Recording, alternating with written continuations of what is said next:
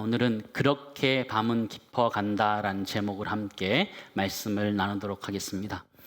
하나님께서 천지를 창조하실 때 첫째 날 빛을 창조하셨습니다. 빛을 창조하신 다음에 굉장히 좋아하셨습니다. 그래서 그 빛을 빛과 어둠으로 나누셨습니다. 그 빛을 낮이라 칭하고 어둠을 밤이라 칭하셨습니다. 이 빛이라는 것이 낮이고 어둠이 밤이라는 것인데, 이것은 시간적인 의미도 있지만 사실 우리 사람들의 마음이나 상황을 대변할 때도 이 낮과 밤이라는 표현을 사용하고 있습니다. 여러분은 지금 낮에 살고 있으십니까? 밤에 살고 있으십니까? 우린 시간적으로는 낮에 살지만 밤 같은 시간을 보내는 사람들이 있습니다. 우린 살아가면서 질병과 아픔, 또 깊은 상처들 때문에 우리는 고난의 밤과 같은 것들을 지낼 때가 있습니다. 오늘 사도 바울은 그 인생의 그 깊은 밤을 경험하고 있습니다.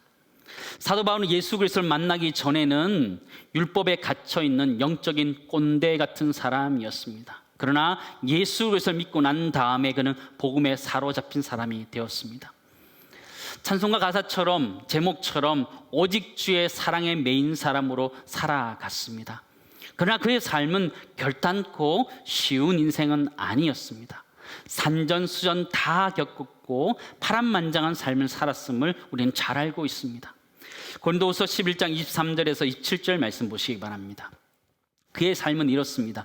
내가 수고를 넘치도록 하고 옥에 갇히기도 더 많이 하고 매도 수없이 맞고 여러 번 죽을 뻔하였으니 유대인에게 40에 하나 감한매를 5번 맞았으며 3번 폐장으로 맞고 1번 돌로 맞고 3번 파선하고 1주야를 깊은 바다에서 지냈으며 여러 번 여행하면서 강의 위험과 강도의 위험과 동족의 위험과 이방인의 위험과 시인의 위험과 광야의 위험과 바다의 위험과 거짓 형제 중에 위험을 당하고 또 수고하며 애쓰고 여러 번 자지 못하고 줄이며 목마르고 여러 번 굶고 춥고 헐벗었노라, 그렇게 고백하고 있죠. 사도 바울은 자신이 고백했던 것처럼 수고하기를 정말 넘치도록 한 사람이었습니다. 옥에 갇히기도 하고 매를 받기도 하고 죽을 뻔한 사람이었습니다. 저는 이 성경 구절을 보는데 이 사도 바울의 이 고난이란 고난은 모두 다 집결해 놓은 고난의 패키지 같아, 그런 생각을 해보게 되었습니다. 사도 바울의 고난의 밤은 굉장히 깊어 보입니다. 감히 우리의 고난을 그 앞에 대지 못할 만큼 이 고난이 깊어 보입니다. 사도 바울은 이제 자신이 로마 시민권을 가진 유대인으로서 공회 앞에 정식 재판을 받게 됩니다. 이 공회라는 것은 사내들인 공회를 이야기하는데 71명이 의원으로 되어 있습니다. 그 의원 가운데 의장은 대제사장이었습니다. 오늘 성경은 아나니아라는 제사장이었다, 그렇게 밝혀주고 있습니다. 이 사내들인 공회는 유대인들의 최고 의결기관이었습니다. 로마의 승인하에 유대인들의 소송 사건을 심리하고 사형을 또 실행할 수 있는 그런 곳이기도 했습니다. 사도 바울이 그 앞에서 다시 자신을 변호하기 시작합니다. 1절 말씀 보시기 바랍니다. 바울이 공회를 주목하여 이르되 여러분 형제들아, 오늘까지 나는 범사의 양심을 따라 하나님을 섬겼노라 하거늘, 그렇죠. 사도 바울이 이야기하는데 유대인들을 향해서 뭐라고 그래요? 형제들아, 이렇게 표현하고 있는 거예요. 유대인들은 사도 바울을 죽이려고 했는데 이 사도 바울은 도리어 그들을 계속적으로 형제들아 라고 부르고 있음을 우리는 보게 되지요. 또 이어서 사도 바울은 오늘까지 범사의 양심을 따라 하나님을 섬겼노라, 그렇게 이야기하고 있어요. 이 이야기가 무슨 얘기일까요? 하늘을 우러러 한 점 부끄럼 없이 그동안 살아왔다라는 것을 이야기하고 있지요. 그 말을 들은 대제사장 아나니아가 바울의 입을 치라라고 이야기합니다. 그 바울의 입을 치라라는 이 말은 바울의 하는 말을 듣기 싫다라는 것을 이야기하는 것이고요. 유대 사회 가운데 입을 친다라는 것은 굉장히 모욕적인 그런 모습이 아닐 수 없었습니다. 이에 사도 바울은 맞대응하기 시작합니다. 3절 말씀 보시기 바랍니다. 바울이 이르되 회칠한 담이며 하나님이 너를 치시리로다. 네가 나를 율법대로 심판한다고 앉아서 율법을 어기고 나를 치라 하느냐 하니. 그렇죠. 사도 바울은 대제사장이 그런 말을 한 줄 모르고 그에게 회칠한 담이다 이렇게 이야기하는 거예요. 그 얘기는 겉만 멀쩡하지 너도 똑같다 얘기하는 거죠. 너가 죄인이다 이렇게 얘기하는 것이죠. 율법대로 심판한다고 앉아서 도리어 율법을 어기면서 사도 바울을 책망하고 있다 그 얘기를 하고 있는 것이죠. 너무 어려운 상황이 펼쳐졌습니다. 사도 바울은 대제사장 아나니아에게 이렇게 얘기한 거예요. 한번 따라하겠습니다. 너나 잘하세요. 네. 너나 잘하라는 거예요. 나한테 뭐라 가지고 하지 말고 너나 잘하라는 거예요. 율법을 판단한다고 하면서 율법을 따르지 않고 있는 너나 잘하라 이런 얘기하는 거죠. 상황이 어떻게 되었을까요? 굉장히 더 어려워졌죠. 상황이 더 어려웠죠. 사도 바울이 고난의 시간들을 지나고 있는데 그 고난의 시간들이 없어지는 것이 아니라 고난의 시간들이 더 심해지고 있는 장면을 보게 됩니다. 외부적으로는 로마 병사들 사이에 그가 잡혀 있는 상황이고 또 내부적으로는 그가 유대인들과 신학적으로 논쟁하고 있는 어려움 속에 빠져 있는 사도 바울의 모습입니다. 그런데 수습이 불가한 거예요.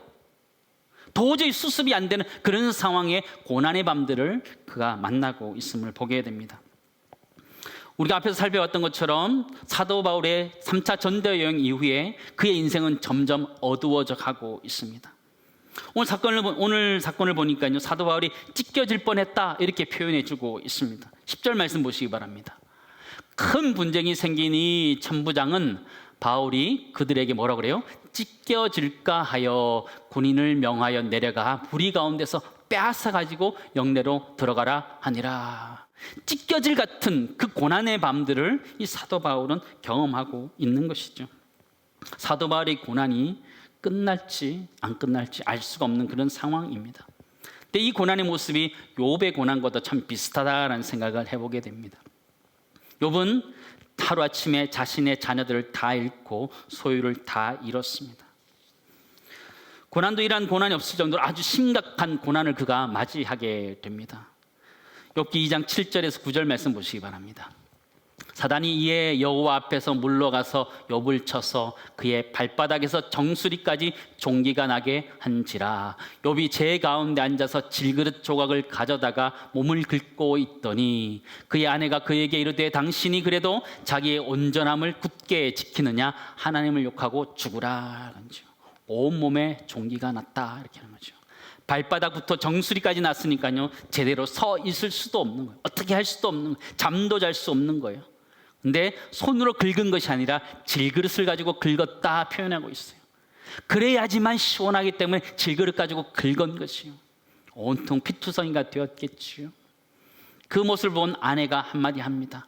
하나님을 욕하고 죽으라 그런 거지요. 그냥 욕이나 한번 시원하게 하고 죽으라 그런 얘기 하는 거지요. 이런 고난의 밤 같은 시기를 보낼 때 우리는 어떻게 해야 할까요? 고난의 밤의 시간들이 계속 짙어지고 깊어지고 갈 때 우리는 어떻게 해야 될까요? 고난에 사라지기 원하는데 고난은 사라지지 않고 계속되고 있을 때 우리는 어떻게 살아야 될까요? 우리 그리스도인들은 어떻게 살아야 될까요? 베드로는 우리에게 이렇게 가르쳐주고 있습니다. 베드로전서 2장 19절 말씀인데요. 우리 같이 읽겠습니다. 같이 읽습니다. 애매히 고난을 받아도 하나님을 생각함으로 슬픔을 참으면 이름 아름다우나 그러죠. 애매히 고난을 받아도 어떻게 하라는 거예요? 하나님을 생각하고 참으라 말하는 거예요. 하나님을 생각하고 참으라, 견디라 말하는 거예요. 버티라, 끝까지 버티라 우리에게 말하는 것이죠. 고난의 시간들이 깊어져 갈 때 우리 할 수 있는 것이 별로 없습니다. 버티는 수밖에 없어요. 견디는 수밖에 없어요.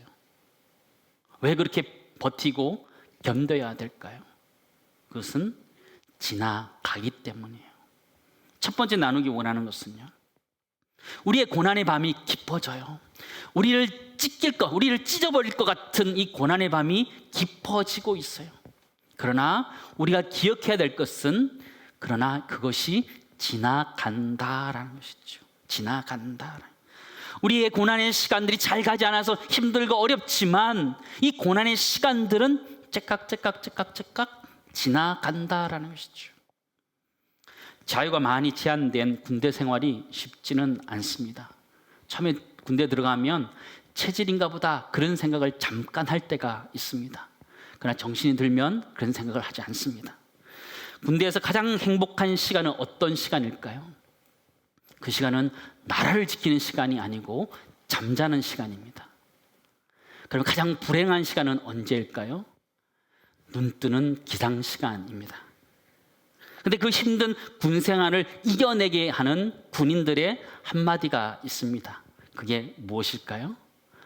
거꾸로 매달아도 국방부 시계는 간다라는 말입니다.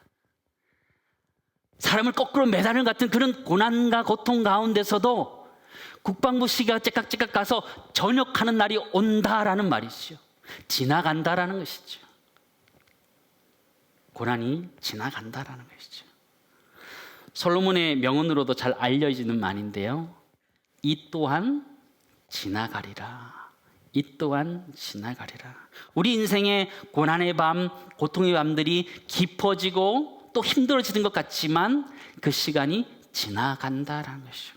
우리 인생이 70이요, 강간은 80인데 그 인생이 지나간다 말하고 있는 거죠. 그렇게 우리 인생의 고난의 밤은 지나가는 것입니다. 사도 바울이 이때 경험한 고난의 밤은 굉장히 힘든 시간들이었음을 우리는 보게 됩니다. 사도 바울의 고백처럼 옥에 갇히고 매도 맞고 죽을 뻔하게 됩니다. 참 험난한 시간들을 보내고 밤을 맞이하게 되는데요. 매번 이렇게 매를 맞는 그 시간이었고 고통의 밤이었는데 그 시간이 결코 익숙해지지는 않아요. 여러분은 고통이, 고난이 익숙해지던가요? 고통과 고난은 익숙해지지 않아요. 똑같은 밤이지만 익숙해지지 않는 밤을 이 사도 바울은 맞이하고 있습니다. 낯선 밤이에요. 그 고난의 밤은 그렇게 짙어져 갑니다. 여러분, 잠을 이루지 못한 적이 있으십니까? 수많은 인생의 걱정과 염려 때문에 잠을 이루지 못한 적이 우리에게 있지요. 불면증이란 거 있잖아요. 그죠? 걱정과 염려하다가 한 2주 이상 되면 그것을 불면증이다 이렇게 이야기합니다. 원인이 무엇인가 보면요, 스트레스나 신체적, 정신적 질병과 관련이 많다 그렇게 얘기해요. 근데 그 약을 먹으면 좋아져야 되잖아요. 근데 약 때문에 또 안 되는 거예요. 항암제, 갑상선 치료제, 항경련제, 항우울제 때문에 불면증이 오기도 한다라는 것이죠. 사도 바울도 지금 그 잠이 오지 않는 그 밤을 보내고 있는 거예요. 아주 무섭고 두려운 그 밤을 지내고 있는 거예요. 로마 병사들이 자신을 지킨다라고 하지만 유대인들이 자신을 어떻게 할지 모르는 그런 위기 상황 속에 놓여져 있습니다. 지난 시간에 살펴봤던 것처럼 유대인들은 세상에서 없애버리자, 살려둘 자가 아니라라고 사도 바울에게 경고한 사람들이에요. 사도 바울은 살해의 위협을 받고 지금 이 시간을 지내고 있는 거예요. 모든 사람들이 잠든 그 시간에 그는 깨어서 그 고통의 시간을 오롯이 느끼고 있는 거죠. 여러분, 몸이 아플 때 밤이 되면 더 아프더라고요. 더 열나고요. 더 힘들고. 이 세상 누구도 자신에게 힘이 되어지 못하는 그런 고통의 시간들을 오롯이 보내게 되죠. 근데 예수님도 겟세마네 동산에서 정말 중요한 시기 가운데 그분도 혼자 그 길을 감당해 가셔야 됐습니다. 겟세마네 동산에 제자들과 함께 가지요. 베드로와 야고보와 요한과 함께 갑니다. 예수님은 그들과 따로 또 같이 기도하기를 원했는데 그렇게 되지 못했어요. 제자들의 모습을 한번 보시기 바랍니다. 40절 말씀입니다. 제자들에게 오사 그 자는 것을 보시고 베드로에게 말씀하시되 너희가 나와 함께 1시간도 이렇게 깨어 있을 수 없더냐 책망하지요. 예수님께서 십자가에 달리시기 전에 그 고통을 그대로 당하셨음을 우리에게 보여주고 있습니다. 사도 바울도 그런 시간들을 보내고 있지요. 1차, 2차, 3차 전도 여행을 하면서 이렇게까지 지치지는 않았어요. 근데 사도 바울은 지금 신앙의 고향이라고 말할 수 있는 예루살렘에 와서 완전히 지쳐버립니다. 그런데 그 고난의 밤 가운데 한 일이 생겨나게 됩니다. 저는 이 말씀을 묵상하고 이 말씀을 설교 준비하다가 큰 은혜를 받게 되었습니다. 어떤 일이 생겼을까요? 11절 말씀입니다. 우리 같이 읽겠습니다. 같이 읽습니다. 그날 밤에 주께서 바울 곁에 서서 이르시되 담대하라, 내가 예루살렘에서 나의 일을 증언한 것 같이 로마에서도 증언하여야 하리라 하시니라 하는 거예요. 그날 밤에 이 그날 밤이란 말은 문자적으로 그리고 이어지는 그 밤에 이런 뜻이에요. 사도 바울이 고통받고 괴로워하고 잠 못 이루던 그 밤에 하나님이 바울 곁에 서셨다라고 말씀하고 있는 거예요. 완전히 지친 그 밤에 사도 바울과 함께 하셨다라는 거예요. 완전히 지쳐서 아무런 소망이 없다라고 생각한 그때에 하나님이 사도 바울과 함께 하셨다라는 것이죠. 성경 표현을 보니까요, 주께서 바울 곁에 서서 이렇게 표현하고 있어요. 곁에 서서라는 이 말은요, place upon이라는 뜻인데요, 헬라어로는요 에피스타스라는 뜻이에요. 에피스타스. 에피라는 것은 위로부터 임하는 것을 에피라 그러거든요. 스타스는 머물러 있는 것을 이야기하는 거예요. 하나님께서 사도 바울에게 임하셔서 그와 지금 함께 하고 있다, 그렇게 표현해 주고 있는 것이, 사도 바울 그 고난의 깊은 마음이 깊어질 때에 하나님께서 그 가운데 함께 하시는 에피스타스의 은혜를 허락하셨다라는 것이죠.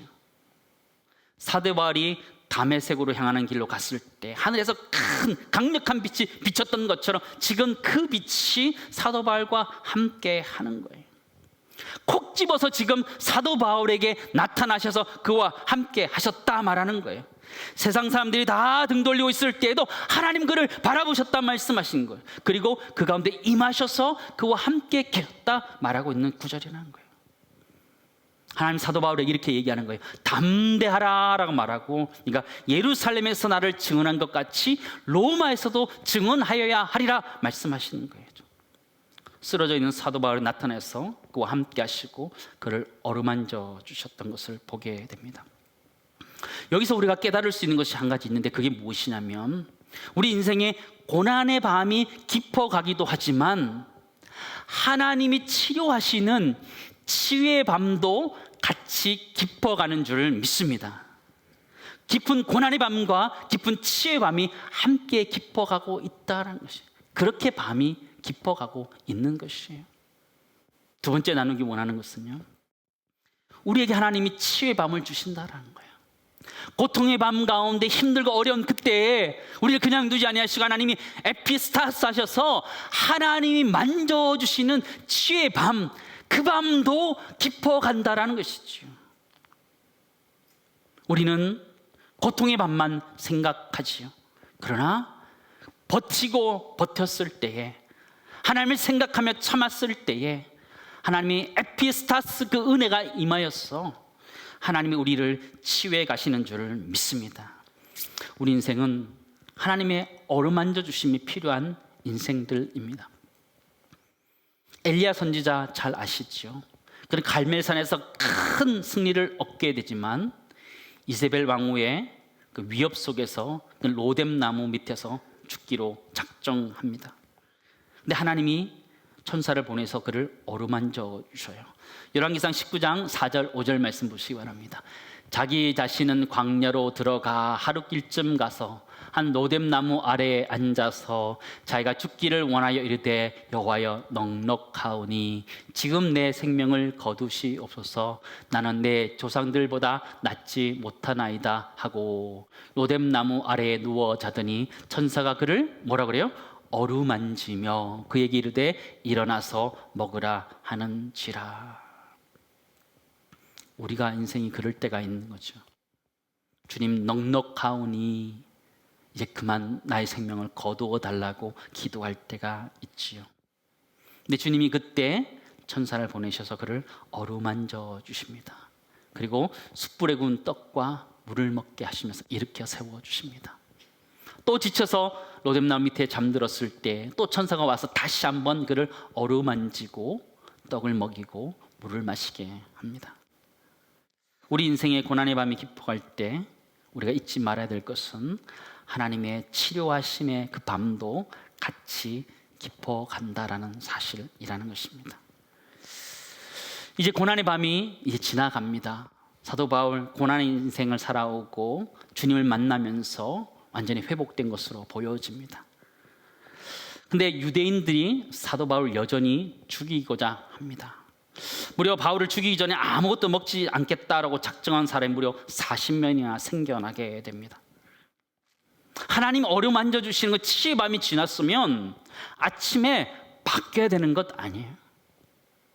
도리어 이들이 뭐라고 그래요? 천부장을 속이고 사도 바울을 빼올 때 매복했다가 그를 죽이겠다 작정하고 있는 모습을 보게 돼요. 고난의 밤 이어서 고난의 아침까지 오고 있는 이 사도 바울의 모습을 보는 거예요. 우리 인생 같지 않아요? 기도하면서 하나님의 은혜를 경험했어요. 상황이 다 바뀔 것 같았어요. 근데 아침에 일어나니까 똑같은 거예요. 상황이 똑같은 거예요. 아무것도 바뀐 게 없는 거예요. 14절 15절 말씀 보시기 바랍니다. 대제사장들과 장로들에게 가서 말하되 우리가 바울을 죽이기 전엔 아무것도 먹지 않기로 굳게 맹세하였으니 이제 너희는 그의 사실을 더 자세히 물어보려는 척하면서 공회와 함께 천부장에게 청하여 바울을 너희에게로 데리고 내려오게 하라. 우리는 그가 가까이 오기 전에 죽이기로 준비하였노라 하더니, 고난의 시간이 지나서 하나님의 위로로 겨우 일어섰는데 다시 어려움이 계속되고 있음을 보게 되죠. 우리 인생의 모습 같아요. 고난을 겨우겨우 뱉었어요. 하나님을 생각하며 참았어요. 하나님의 위로하심이 우리에게 임하였어요. 하나님의 위로를 받았어요. 하나님의 만져주심을 받았어요. 아침에 눈 떴는데 똑같아요. 어떻게 하라고요? 똑같아요. 근데 그때 하나님이 일하신다라는 거예요. 16절 말씀 보시기 바랍니다. 바울의 생질이 같이 읽습니다. 바울의 생질이 그들이 매복하여 있담을 듣고 와서 영내에 들어가 바울에게 알린지라. 똑같은 고난의 아침을 맞이하는 것 같지만 하나님이 일하시는 아침이 되었음을 성경은 우리들에게 가르쳐 준 것이죠. 베드로도 옥에 갇힌 적이 있었지요. 그 다음날 죽게 되어 있었는데 하나님이 그 전날 밤에 나타나셔서 그를 구원해 내셨지요. 하나님 우리를 시험 당할 즈음에 피한길을 내시는 줄을 믿습니다. 고린도전서 10장 13절 말씀 같이 읽겠습니다. 사람이 감당할 시험 밖에는 너희가 당한 것이 없나니 오직 하나님은 미쁘사 너희가 감당하지 못할 시험 당함을 허락하지 아니하시고 시험 당할 즈음에 또한 피할 길을 내사 너희로 능히 감당하게 하시느니라. 아멘. 뭐라 그러냐? 사람이 감당할 시험 밖에는 너희에게 당한 것이 없다라고 말씀하시는 거예요. 그리고 너희가 감당하지 못할 시험 당을 하나님께서 허락하신 적이 없다라고 말씀하시는 거예요. 그리고 감당하지 못할 시험이 있을 땐 하나님이 피할 길을 내신다 말씀하셨다라는 것이죠. 그러면서 우리가 능히 감당해 하신다라는 것이죠. 사랑하는 성도 여러분, 우리 인생 앞에 고난들이 찾아와 있지요. 고통이 찾아왔지요. 버티고 버티면서 가고 있지요. 그 고난의 밤 가운데 우리가 하나님의 치유도 경험하게 됩니다. 그리고 새로운 아침을 밝게 되는데 상황은 똑같이 보여. 그러나 그 뒤에서 일하고 계시는 하나님을 우리는 발견하게 된다라는 것이죠. 그렇게 우리의 고통의 밤은 깊어지지만 또 하나님의 일하시는 그 아침이 밝아오심을 기억하면서 하나님의 그 아침을 기억하며 살아갈 수 있는 내가 우리 모두에 있기를 간절히 소망합니다. 마지막 나누기 원하는 것은 이것입니다. 하나님이 일하시는 아침이 밝아오고 있다라는 것입니다. 우리 인생 가운데 우리 모두 고난의 밤들을 지나가고 있습니다. 그건 고난의 밤만 있는 것은 아니고 하나님 치유의 밤도 있다라는 걸 잊지 않고 하나님의 어루만져 주심을 우리 모두가 경험하기 원하고요. 그러면서 하나님이 새롭게 열어주시는 새로운 아침, 믿음의 아침을 맞이할 수 있는 우리 모두 되기를 주님은 축원합니다.